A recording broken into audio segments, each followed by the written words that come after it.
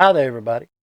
I'm here to present to you an interview I did earlier this evening with a man named Michael Schratt. He's been investigating crash retrievals for a long time now, and he specializes in making color illustrations of what it would look like. He's also written a book. It's on Amazon, and he'll tell you the information you need to know how to look it up here close to the end of this thing. And I hope you enjoy this. I had an interesting conversation with him, and I'd like for you to check out his presentation. So do you want me to just jump right into this thing or? Well, sure, but before you do, tell me a little bit about yourself. Well, I'm a private pilot, military aerospace historian. Primary focus of my research deals with classified aircraft within the military industrial complex. I'm a concerned taxpayer, like we all should be. I'm interested in knowing where our tax dollars have been disappearing the last 5 decades, you could say. And over the past, I don't know, 25, 30 years, I've been digging into these historical cases. Recently, I've devoted probably the last 4 years of my life tracking down these Leonard Stringfield crash retrieval cases, committing those to a refined drawing, and then go to a full color rendering. That's been my crusade the last 4 years. Good deal. All right. Mm-hmm. Tell us what you got. All right, so we'll go for about an hour. Does that sound good to you? We'll go for about an hour. Sounds good to me. Okay. So the title of this lecture is called Retrievals of the Third Kind, Cosmic Crashes, Corpses, and Cover-Ups. And I'm going to go to the next slide here. And you can see it's the ultimate holy grail of UFO research. And the reason why is because 3 things. Number 1, the crash retrievals contain the bodies, the debris, and the craft themselves, all wrapped up into one entity. This is going to be the vehicle that facilitates disclosure, okay? Because we've been in this game for 80 years now. We've tried the democratic process. It's failed us. Just yesterday, 24, 48 hours ago, they killed the UAP disclosure legislation. So it's been wiped out 2 years in a row now. So you can kind of see that leaving this up to the government, we're not going to get anywhere. We're going to be here another 50 years, and the government's going to keep on kicking this can down the road, and we're still not going to go. We're not going to know I what's don't going see where on. they have a choice. Do you? Well, probably not. Probably not. I mean, as many bodies has been, tossed aside for this secret. I mean, they're just going to come out and say, yeah, we did it. Yeah, I know. You're right. So, this is the varsity team, and they will stop at nothing to keep this under wraps. So what that means is that by default, it has fallen upon us now to track down these legacy witnesses, and hopefully they can go to their bosses, and then we can get open congressional hearings, having them come together as a united coalition, not a lone wolf. This is what we need for disclosure to actually happen here. All right, couple of quick announcements. The content of each case highlighted in this presentation has remained intact per the description of the original source. The identity of first-hand sources will be protected per Leonard Stringfield's original agreement with his witnesses and military contacts. The visual aids used in this presentation are computer-generated forensic composite illustrations and sketches which originated from the specific details provided by Leonard's sources.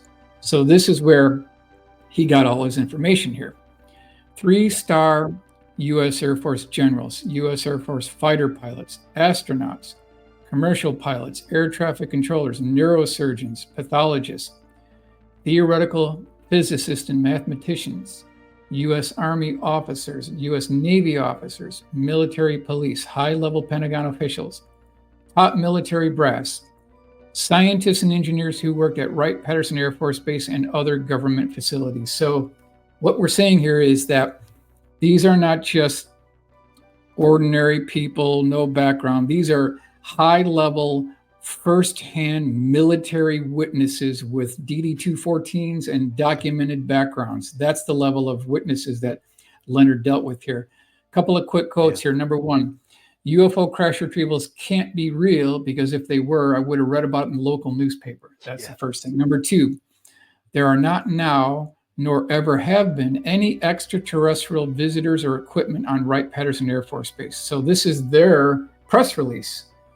So what we're going to do in this presentation is we're going to take Leonard's firsthand military witnesses, and we're going to go up against the government, and we're going to see kind of who comes out on top here. This is the person that I want to introduce to everybody here. This is Leonard Stringfield. This is the gentleman who coined the term UFO crash retrieval. This is his terminology. And over a 30-year time period, he had collected dozens and dozens of these first-hand military witnesses, people who held the bodies, people who were on the pathologist reports, people who held the x-rays, people who loaded the craft onto 18-wheeler tractor trailers and shipped them to Wright-Patterson Air Force Base. These are the kind of people that Leonard had spoke to. A couple of quick bio points here. Leonard was born 1920. He grew up in Cincinnati, Ohio. By the time he graduated from high school in 1939, he already memorized the dictionary. He joined the military as soon as he heard about the attack on Pearl Harbor on December 7th, 1941. After the war, he was employed by a chemical company in Ohio and retired after 30 years. He wrote 2 books, Inside Saucer Post 3-0, that was in 1957. Situation Read the UFO Siege back in 1977. Now, looking at this next item here, it's very important. His lecture on UFO crash retrievals at the 1978 MUFON Symposium in Dayton, Ohio, caused an international sensation. And I want to explain why. Number one, the whole concept of crash retrievals was just beginning to get onto the radar screen here. Roswell was just starting to be mentioned, and then now we have these other crashes. So it was a very new thing back then. The other reason is Leonard had an agreement with his witnesses. The agreement was that he could preserve an important part of our national history by telling these accounts.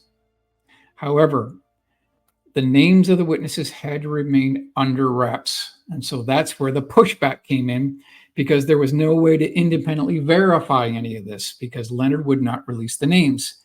And he kept the names all the way till his death. He passed away December 18th, 1994. We'll continue on here. Here we've got Cincinnati Enquirer, July 19th, 1993. Author continues quest for truth about UFOs. What I've collected has staggering implications for mankind. This would be the biggest thing since Christ, really. Bold statement, but true, right? Bold statement, but true. I want to mention that at one time there were 22 bank boxes of original testimony, drawings, letters, addresses, phone numbers. If any of this information still exists, and I have reason to believe that a large majority was thrown out and lost to history. If any of this still exists, the names in these boxes need to be tracked down, run to ground, and then brought before Congress during open congressional hearings. This is something that needed to happen 10, 20 years ago. And now we're rushing the undertaker, and it's almost too late now. It's almost too late because we have timed these people out. A lot of these people are from the 40s and 50s. We've timed them out now, and now it's too late. So that's how important it is to track down any one of these legacy witnesses and try to help go with the congressional hearings here. So now what I want to talk about is this book right here, UFO Crash Retrievals, The Complete Investigation Status Reports 1 through 7 by Leonard Stringfield, 1978 to 1994. So all the cases that we're going to be talking about tonight basically come from this book. So I'm going to give you the page number. I'm going to give you the case number. I'm going to give you the location where all this went down, all of the intricate details. For anyone who wants to follow along, you got to get this book, because this is where this is the Rosetta Stone for the crash retrieval cases. Now, I will mention that this book is not for the faint of heart. You have to have an interest in crash retrievals. You have to have a real burning passion for hearing about the bodies and hearing about the pathologist reports and hearing these things being sent to Edwards North Base Complex. This is something you really have to be interested in, because this is about an 1.5 inch thick book. It's primarily all reading. It's all text. There's almost no drawings, no visual aids, no 3D renderings. And so over the past 4 years, what I've been doing is I've been going through this book with a very fine-tooth comb, and I've been picking out the mission critical cases, committing those to a refined drawing, using that as a template, and then going to a full color rendering. All right, so let's continue here. Also want to Did he mention have this any book. photographic stuff in the book? There's a couple of photos, but it's nothing to write home about. Like a couple of Yeah, I hands. mean, I get it. No, there's nothing of any, nothing to bite down on. Next one, Magic Eyes Only by Ryan Wood. He wrote this book almost 20 years ago now. This is the updated version that contains 104 additional crash retrieval cases. So if we hook this book up with Leonard's book that has 119 crash retrieval cases, now we're looking at conservatively 200 cases. Now, are some of these liars and hoaxers? Absolutely. Let's get real conservative. Let's knock off 50 of them. Now we're down to 150. Let's knock off another couple groups. So let's say now we're down to 120. If only 1%, if only 1% is real, that's all you need. Wow, checks in the mail. You read my mind here. So if we went to Vegas, right, and we went to a roulette wheel and it had 120 spaces and we bet 119, the odds are 119 to 1 in our favor. We can't lose. All we need is one of these to be correct and authentic. And the whole concept of UFO crash retrieval non-reality completely falls apart. We can't lose. We literally cannot lose. The odds are in our favor. I mean, we've got 119 chips bet on this roulette wheel. It only has 120 spaces. We're going to win every time. We can't lose. All we need is one to be correct. I want to give credit to my good friend Rudy for doing all the original sketches here. So let's dive into this now. So this is UFO crash retrieval 1942 at an army base north of Georgia. Now, even Leonard didn't know where this was. The page number is 319 in the book. So if anyone wants to follow along in the book, this is where the information is. Now, this thing was about 15 feet wide. It was about 10 feet high. It had 3 levels on it. Upper level had a deck with a control panel with buttons and switches on it. That was level number 1 on top. Level number 2 had what looked like a wraparound transparent window. And in back of that window, there were 4 bar stools. That was level number 2. Level number 3 had an entryway hatch. Now, there were 4 crew members taken alive. They were 5 feet tall, 90 pounds, large black eyes, milky white skin. In the report, it also stated that there were hieroglyphic type writing wrapped around the outer circumference of the lower portion of the craft. Now, I'm going to do a blow up here, give you a little bit of a better idea here. So this is my full color rendering. And I never claimed to be an expert at AI generation here. This is just my best representation of what we can take a look at here. Now, if you look on the left side of the craft, what you're going to see is the hull breach on the outer exterior of the craft. So when this thing came down, it hit the side of the building and it ripped a hole in the side of the craft. That was mentioned in the report. So if I go one more, now you can see these hieroglyphic type markings written around the bottom circumference of the craft itself. So let's briefly take a step back here. There are multiple cases within this collection of reports in Leonard's book where they see writing, they see markings, they see lettering on the outside, on the inside. And if all this is true, and this is actually going on, then what that means is by default, there has to be a transnational team of experts and linguistic people trying to decipher, trying to interpret what all these markings mean. There has to be. And there has to be like a huge bound volume, maybe 3-4 inches thick, where hundreds of pages of all these letters and inscriptions that they've seen on these different craft. There has to be something like that. Wouldn't that be something nice to get a hold of?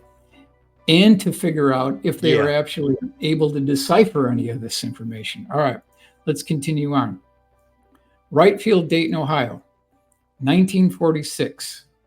This was very interesting because this was prior to the Air Force actually coming into existence. Prior to 1947, it was known as Wright Field, Dayton, Ohio. It had It was not the Army become, Air Corps back then. yep, that's right. It had not become Wright-Patterson Air Force Base until October 1947. So we got two witnesses, which is interesting. Number one, we've got the father. He's an avionics mechanic. His son was 6 years old at the time. His name was Tex Martin. This is page 242, 243 in the book. And what you're looking at here is hangar complex number 4 that has 5 bays. I believe this took place on Bay E, which is the one furthest to the right, which you see in the screen here. I can't prove it, but I just think it is actually taking place there. Now, this little boy, 6-year-old Tex Martin, he was doing really good at school. So his father invited him to come to work one day, and connected to that big hangar I just showed you was like this kind of a cafeteria connecting to the main hangar. And there was a janitor in this cafeteria, and he noticed that this little boy seemed to be nice, so he offered to buy him a soda pop. So he turns to his father and he says, well, you know, this guy wants to buy me a soda pop. Is it okay? Father gave him the okay, so this janitor buys him a soda pop from a vending machine that looks something like this. He hands it to this 6-year-old boy. The second he hands it over to the boy, one of these military personnel within the big hangar walks through this doorway. The second this guy's getting this little Coca-Cola. So here's our rough drawing that shows you what this looks like. And this little boy now is looking inside this hangar. And what does he actually see? What does he actually see? Okay, so he is shocked. He's amazed. He sees two basically 18-wheeler tractor trailer lowboy trucks with unknown tarp debris. He sees military personnel. He sees a couple of Jeeps in there. There's an 18-foot diameter dish-shaped craft with tripod landing gear legs kind of in the back of the hangar. And he's looking at all this. He can't believe it. So what we're going to do now is we're going to reverse the viewing perspective. We're going to take it from the other side. And now you can see everything roughed out here in rough format. None of this is refined. This is all early original sketches here. Our 6-year-old boy is looking through the hangar in the background. And then I want to take you to our refined drawing to make this thing kind of come alive here.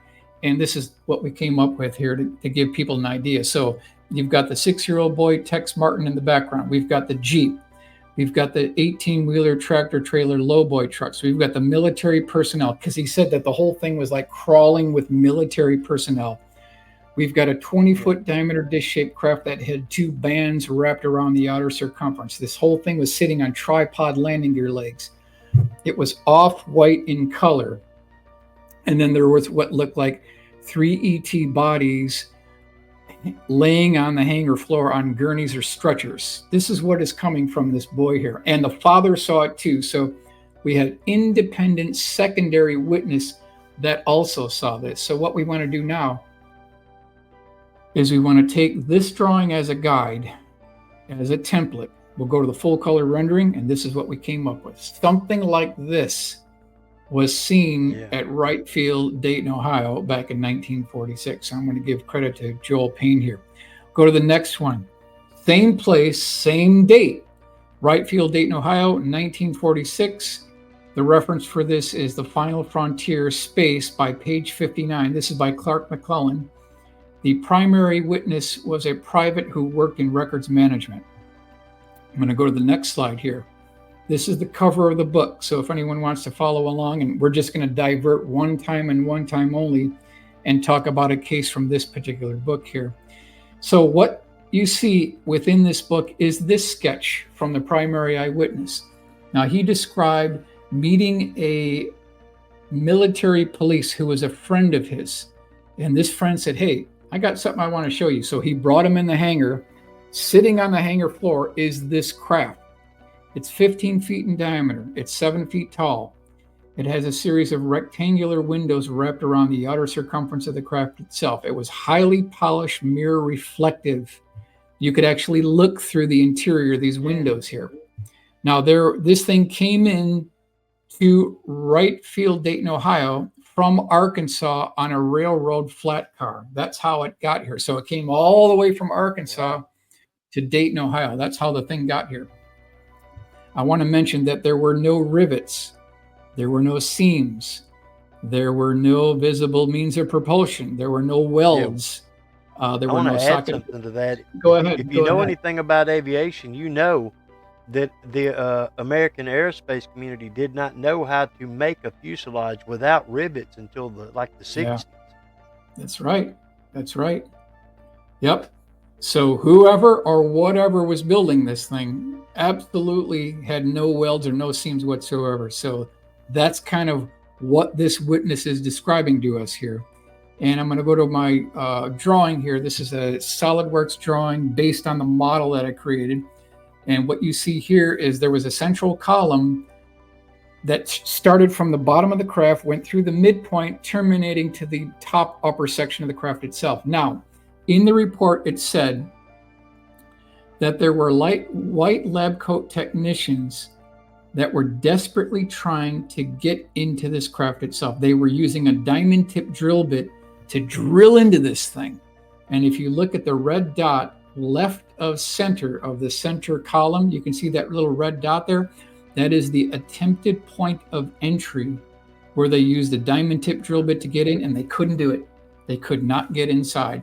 Now, on the upper right, I've peeled back the skin, showing you the interior with this central column going through the midsection of the craft itself. So let's go to the next slide here. Here is my first past kindergarten drawing that shows you what this thing may have looked like if we were there. Now, let's go to the next one. Here's Joseph Rice, much better refined drawing. I want to give him credit. So he's got much better drawing here than mine. And you can see off to the left of center, that little red dot is there. Again, this is where they try to breach the hull of this thing with diamond tip drill bits.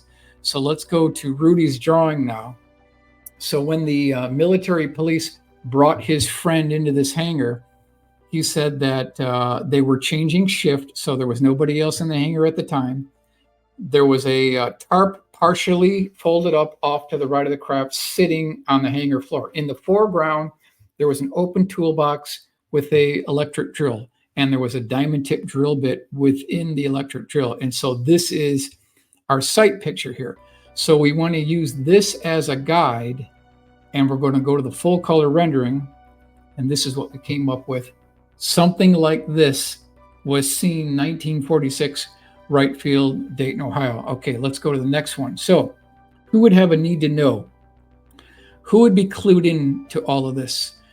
This is a letter from Nathan F. Twining, Wright Field commander, to Air Force General Brigadier General George Shulgin. This is September 23rd, 1947. And he says, quote, "The phenomenon reported is something real and not visionary or fictitious." Later in this document, it describes the form, fit, and function of these craft.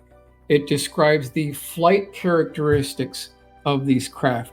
So this is just something that we need to look at. Like, here's a guy who most likely was clued in at this time here. Let's continue on. Next one. Oh, of course he was. Epicos Indian Reservation west of Arizona, January 1947, north of Superstition Mountains. Witness served in the U.S. Navy during World War II, page 93 in Leonard's book. It's case A10. So let's go to the drawing here. So you've got these guys going down this unimproved road in a Jeep. They are challenged by military guards with weapons, told to get out of here immediately. You're not supposed to be here. But it was too late because they were at the right place at the right time in the midst of a retrieval operation. So they look about another 100 feet down the road off to the left, and they see this dish-shaped craft, 30 feet in diameter, augured in at about a 40-degree angle. It had a low-rise dome on top. There was a series of indented windows wrapped around the outer circumference of the craft itself. It had two rings wrapped around the outer circumference, and they can't believe what they're seeing here. They had their timing perfect on this because they got here just when this whole thing was going on. It wasn't cordoned off yet, so they were able to see this. So they're told to get out of the area immediately, which they did do. That's talked about in the report here. Now I'm going to go to the full color rendering, and this is what we came up with. Wow, that's good. If we could be here back at the time when all this is going on, this is what we came up with, what the craft actually looks like. So this is Arizona, 1947 timeframe here. All right, so beside the craft, I've got kind of a side project. So I love to track down where the craft went, and I love to track down where the debris went, like the bodies and the hardware. But the other thing is, what happened to the hardware? What happened to the debris? There's a reference, a one-page reference within the Stringfield collection that talks about a company called Foot Brothers Gear and Machine Company. So according to Mr. Robert Helmold, Foot Brothers Gear and Machine Company in Chicago conducted metallurgical analysis on pieces from a saucer that crashed in Arizona back in 1947. So bottom line is, if there really was such a retrieval operation and the United States government really didn't know what they were looking at, and it had kind of a partial circular section with some teeth on it, and it was round, and they thought, well, this might be a gear. I don't know what it is. It might be a gear. Let's send it to a company that's experts at designing and building and manufacturing gears. We would want to ship it to a place just like this. So here is 1955, Chicago Tribune, January 15th, 1955. It says it makes gears as large as 21 feet in diameter and weighing 45,000 pounds, and others small enough to put on a watch chain. Its gears are found on airplanes of all types, including jets and helicopters. In a year, it will make thousands of different gears for use by industry. So, yes, it's checking out. This is a good candidate to be sending debris from a crash retrieval. Okay, let's continue on. Hendricks Commercial Register, 1909. You can see the size of what these guys build here. I mean, these guys ain't playing around. This is some serious engineering here. We'll do one more. Purchasing Agent, May 1923. So bottom line is, this absolutely checks out. If there was a crash in 47, if there was a crash some other time frame, and they had something that resembled a gear, this is the company you don't want to send it to. We've looked at it. We've looked at the references. Absolutely, this checks out. Next one, White Sands Missile Range, July 4th, 1947. Primary source was a technical sergeant, U.S. Army Air Force. Page 196 in Leonard's book. Now, I want to point out that this thing came down on the north part of this range. So if you look at the boundary here, it's on the upper part of the boundary of White Sands Missile Range. So here is what actually came down. This is a 150-foot diameter dish-shaped craft. This is not a small craft. It came down at night, and they had spotlights on this thing. They had searchlights on this. They had light-alls shining down on this thing at a perfect angle. This thing was perfectly documented. They had people with Geiger counters walking around this thing, checking to see if it was hot for radiation. They had military personnel and photographers with still cameras taking photographs of this thing. They had people with motion picture film cameras documenting the whole scene. So bottom line is, this thing was very well documented. Let's go to the next slide. They had every kind of camera you can imagine probably on that thing. Absolutely. Absolutely. So here's the full color rendering at night. We got the spotlights. We've got the searchlights on this thing. I mean, this thing is documented to the nth degree here. Let's go to the next slide here. Actionable item. Since still photography and motion picture film was recorded of this event, senators and congressmen with the appropriate security clearances should track down and utilize this evidence for future public hearings. Now, there's a problem here, and this is what we want to talk about. Number one, these senators and congressmen do not have a high enough security clearance to get access to this material. Number two is, they have not been read into these programs. So the brick wall we're running up to in Congress is, how can these people declassify this information that they've never been cleared for? And that's the problem we're running into. Another problem is this right here. A lot of this stuff was offloaded to corporations to get away from the scrutiny of Congress and to hide things from FOIA. Perfect. That's perfectly well said. That's exactly correct. And here we are, we're 80 years into this, and we still are not seeing anything coming from the democratic process here. And if we don't get on the ball and No. take the bull by the horns and make this our own thing, right? We're all going to be here another 50, 80 years, and we're still not going to know what's going on. So that's why it's important. We have to usurp the government at this point. They have proven to be completely useless in getting to this information. They're not going to come forward with it on our own. So now it's up to us to track this down by ourselves here. Next one. You know, there's something I'd like to add to that. In the modern Go age, for it. we've got an advantage that people didn't have in the 40s and 50s. The general public has more resources now than any government. That's true. There's more people, more cameras, you know, all these devices with high definition cameras on them. I mean, they've become irrelevant at this point when it comes to that. Yep, that's true. We have a lot of resources that we didn't have before. So this is UFO crash retrieval, 1947. Of all places, a warehouse at Berkeley University. I mean, you wouldn't think so, but that's what the report says. We have the name of this. I don't know if you've seen it or not, but there was a guy that was with Aviation Magazine or Aviation Week magazine. Okay. In the late 90s, they were just days away from declassifying all of this, according to this guy. He went to S4. They were having an air show there, and he saw probably that device there and several others. They actually let him take pictures of it and then told him he couldn't publish it. Interesting. So the primary source is Albert Bruce Collins, deceased. He was a metallurgical engineer.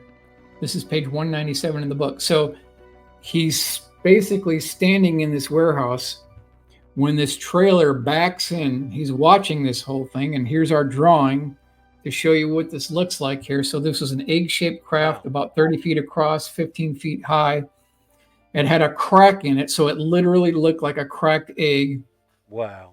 On the forward portion of this thing, there was a composite panel. There was an internal yolk that was about 36 inches in diameter that looked like an egg yolk. There was a composite panel that wrapped around the outer circumference of this egg yolk. And then he said that there was a hull breach with shrapnel and debris kind of off to the lower right-hand portion of the craft itself. This is what's described of in this report. So we want to take this drawing as a guide.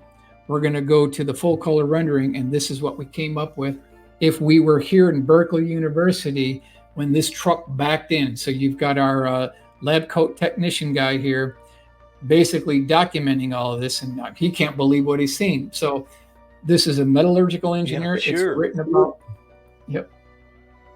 It's written about in the report. So again, this is another one of these first-hand sources that had dealings with these debris and craft. Okay, so we want to go to the next one. Carrot Patch, south of Salinas, California, July, August 1947. Seen by two 19-year-old workers in a nearby field.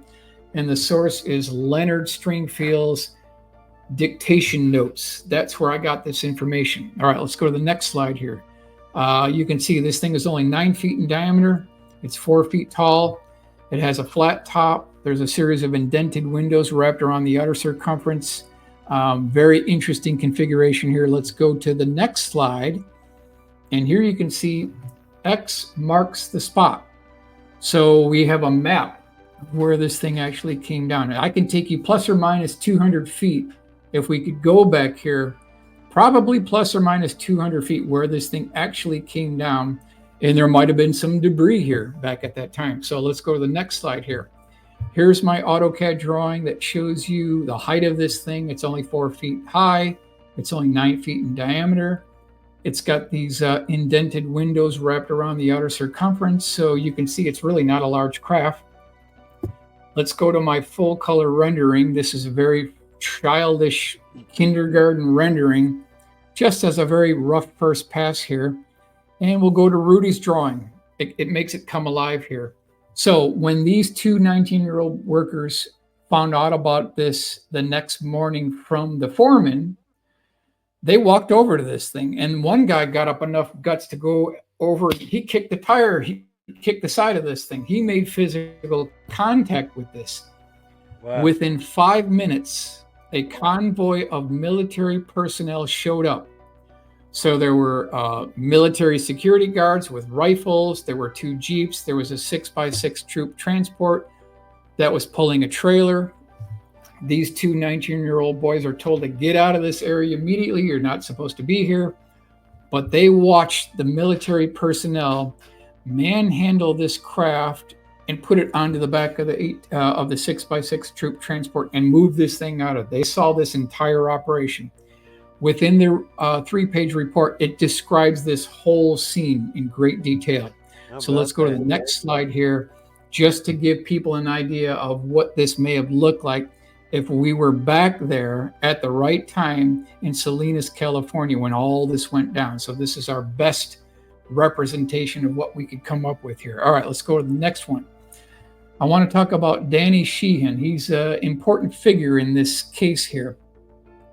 For anyone who doesn't know, he obtained degrees from Harvard University and Harvard Law School.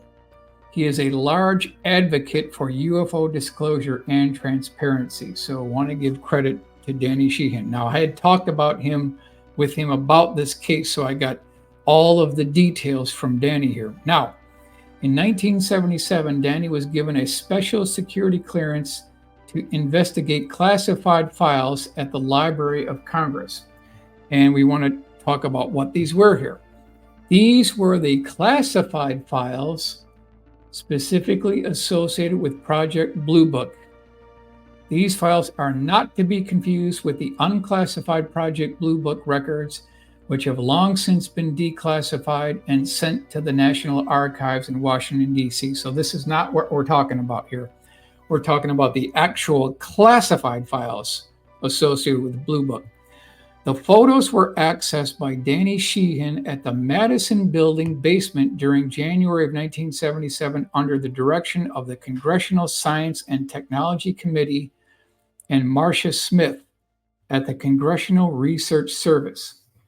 So that is how Danny got access to this information. So I'm just setting up where he got this information here. So where are the classified Project Blue Book files now? Where are they? That is really the $64 million question here. So yeah, even Alan J. Hynek wanted to know that. Yeah, that's true. That's true. I want to take you to the James Madison Memorial Building. This is part of the Library of Congress. So let's do a look down here. You've got the United States Capitol. If we go to the right, we've got the Library of Congress. If we go directly below that, we've got the Madison Building, the Madison Memorial Building. That's where all this went down. So according to Danny, he took a library, went to the basement, and then he kind of walked down this long hallway corridor where he's met by 2 security guards. So they check his ID, it checks out. They let him go into a kind of a medium-sized room.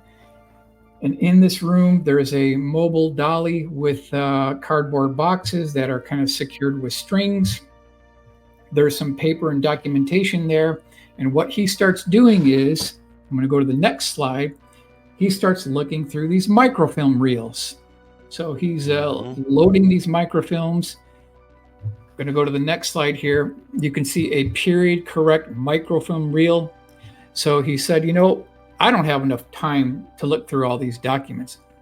I'm going to start looking through these microfilm reels. So he loads the reel in there, he puts it up on the other, he moves it forward, and he's going through these microfilm reels. And all of a sudden, he comes across 3 photographs of a UFO crash retrieval operation.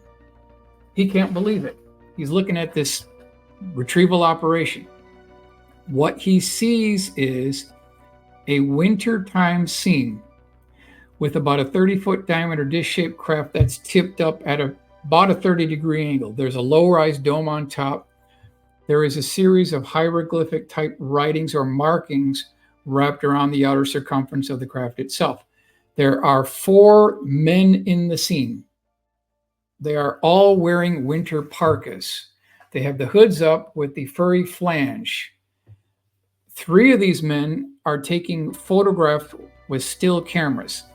The one off to the left has a shoulder-mounted dual-reel motion picture film reel camera, and he's documenting this entire scene. So it kind of dawned on Danny that, I don't have a lot of time to go through all these reels. So what I'm going to do is, and this is interesting what he did here, on the upper right of this slide, I've got a legal notepad. What he ended up doing is he paged all the way through all the blank pages to the cardboard backing. He laid that onto the video film reel projector, and he projected the image of the dish-shaped craft onto the back of his notepad, and he proceeded to trace exactly to scale 1-to-1 these markings wrapped around the outer circumference of the upper portion of the dome here. So he actually did a tracing. Now, when it was all over, basically what he did is he was walking back toward the end of the corridor. He was met by the security guards, and the security guard checked his ID. It was okay. He started walking out. All of a sudden, this guard says, "Hey, wait a minute, stop what you're doing. Come back here." So he walked back. He said, "What's that?" And Danny said, "That's my legal pad notes." And he says, "I need to see that." So the security guard starts paging through all these pages of this legal pad, and there was nothing there. He failed to go back to the final page, and he didn't see that final page where Danny had written these inscriptions on here. So he hands this notepad back to Danny, and he walks out with this interesting legal notepad with these inscriptions. So what you see on the bottom right of this slide are the best of his memory, to his recollection, what these inscriptions look like. So I'm going to go to the next slide here. So what did this thing actually look like, right? So here is the drawing by Danny. This is his napkin sketch. Now, I sat right next to him and when he was drawing all this by memory here.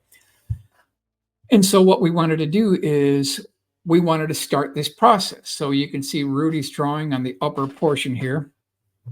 And I'm going to rip through this, what the photograph looked like. So craft measured 30 feet in diameter, tipped up at a 30-degree angle. It had strange symbols on the upper dome located around the lower portion of the upper dome. Now, when this thing came in, it left a debris trail. It left a mound where it came to rest. That was shown in the photo. The photo showed the 4 men. I already talked about that. 3 of the guys had still cameras. 1 other guy had a shoulder-mounted dual-reel motion picture film camera. I don't know the date of when this was taken. Danny doesn't know either. But based on the period-correct motion picture film camera, I believe this took place between 1948 and 1962. That's the best guess. Let's go on to the next one here. Yeah. This is the parka, the winter parka, that all 4 men were wearing. Now, in the photograph, Danny said that he could see that all of these guys had their hood up, and this furry flange was up on the top of their parkas, on their hoods. He could definitely see that. 3 of the guys had still cameras, so he wanted to include that.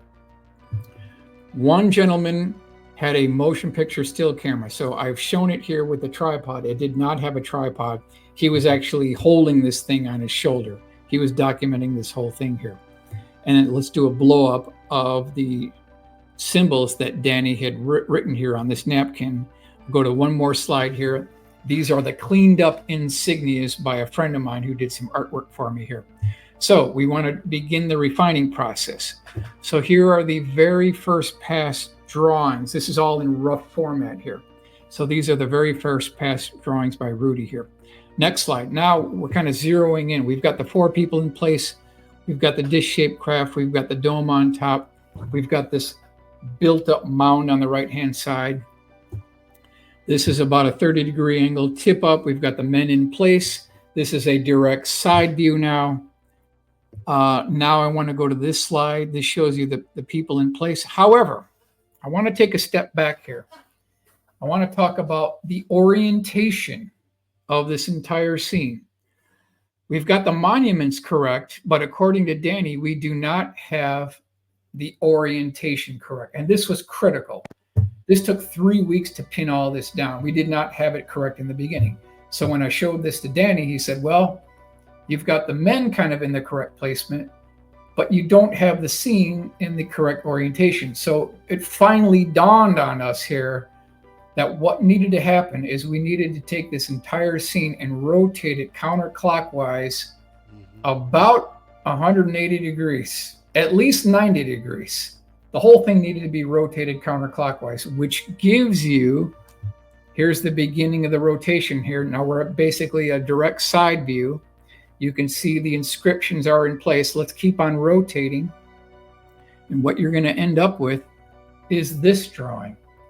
This is the correct configuration, the correct viewing orientation. However, there is one error in this drawing that needs to be correct. We need to drop this whole thing down another 15 degrees. When we do that, we've narrowed it down. And so I'm going to take you to the next slide. And now you can see our final rendering. We've got all the elements in place. We got the disc-shaped craft. We got the augured in portion of it. We've got the debris trail. We've got the mound on the right-hand side. We've got all the people in the correct position. So according to Danny, when I showed him this drawing, this is the most accurate drawing that has been made, with the exception of seeing the actual photographs. So I didn't want to stop right here. I wanted to see if I could take it to the next level. So what I did is I put out a $100 cash prize, a contest to see the best person who could come up with the most accurate historical rendering wins the cash prize. And I want to go over some of the entries here. I had people from all around the United States enter my contest. I had people from all around the world enter my contest. So I'm going to go over some of the results here. I'm not going to go over the criteria, but we already talked about this. You know, it has to be a 30-foot craft, has to be photorealistic, has to have the tip-up angle. All the elements had to be included to win the contest. So one thing I want to mention is that there is a theoretical limit to what results you can achieve by typing prompts into an AI image generator. You still need the human touch. AI is not there yet. Now, I've done some AI work now recently, and I can tell you from firsthand experience, it's not there yet. I can't tell you the number. I don't know if the number is 3 years off. Yep, go ahead. Another thing that doesn't help is how the people that have made the AI to where it won't take certain prompts or do certain things. That's right. That's right. That's right. We could be 3 years off yet. I don't think we're 3 years off. I think we're under a year off, but it's not there yet. So what you end up doing is you use AI to generate a background. That works fine. You need 3D Studio Max or Unreal or something to actually model up the craft in full scale. And then you finish up with Photoshop to bring in the elements, the craft, different equipment, different personnel.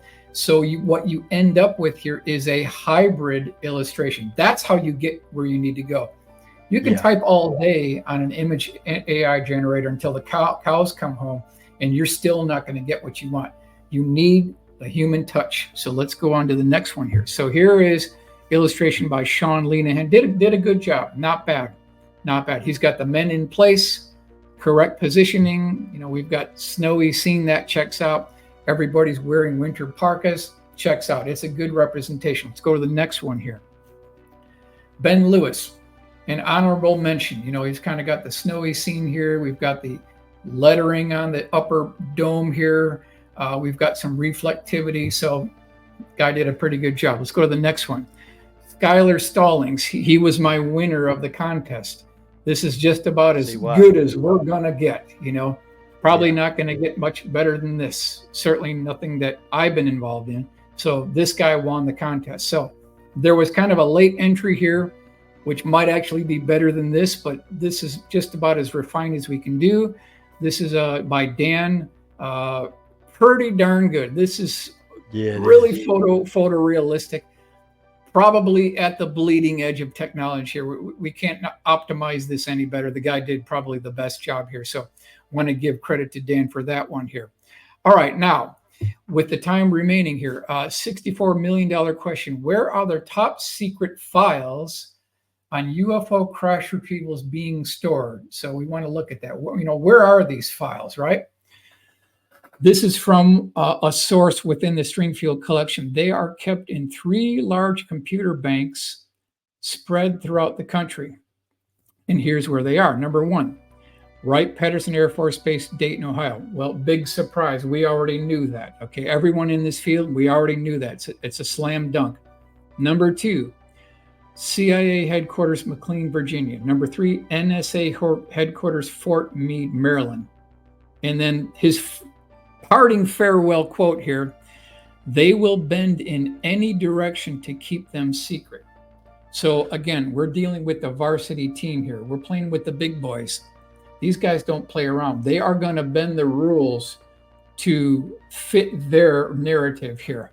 They're not playing around here. So if anyone wants to know, senators and congressmen, I just told you where they've got the records. So someone needs to run the witnesses to ground, someone that has teeth, someone that has legs at Congress or congressional hearings or Senate Armed Services Committee chairman. These guys, now that you know where this information is, you should be able to go in here, because we've got, the Constitution calls for an accounting of where and expenditures of where the money is being spent. Well, I just showed you 3 places of where they got the documents. So let's go ahead and pursue this. All right, next one. Location of where ET craft are being stored. So I just gave 3 examples of the records. Now we want to go to the craft. Number 1, CIA headquarters, McLean, Virginia. Absolutely 1 craft was taken here. I've got multiple witnesses within the Stringfield collection that confirm this. Number 2, MacDill Air Force Base, Tampa, Florida.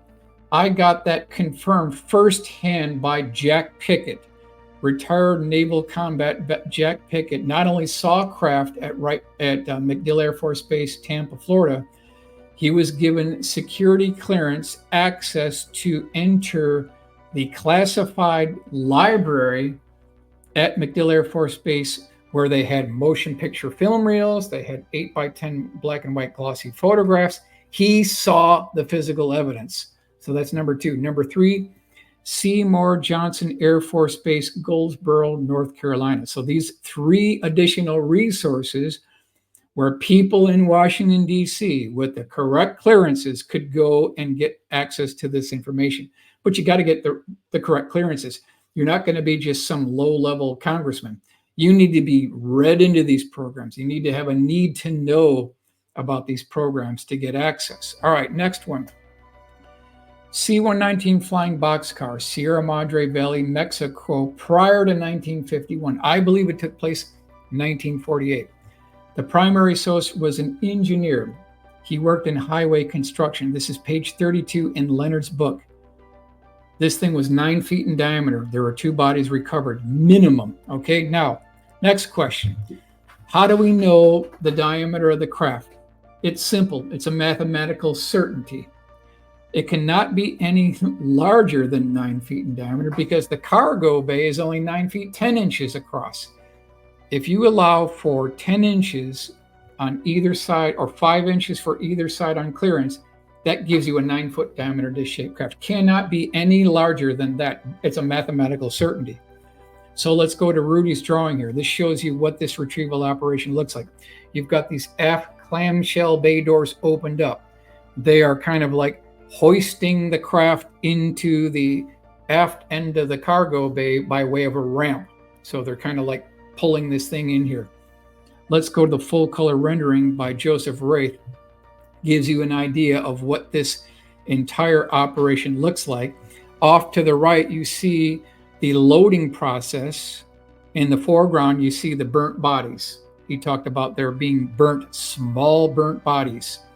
Let's do a blow up here. Now you can see the dish-shaped craft being loaded into the cargo bay.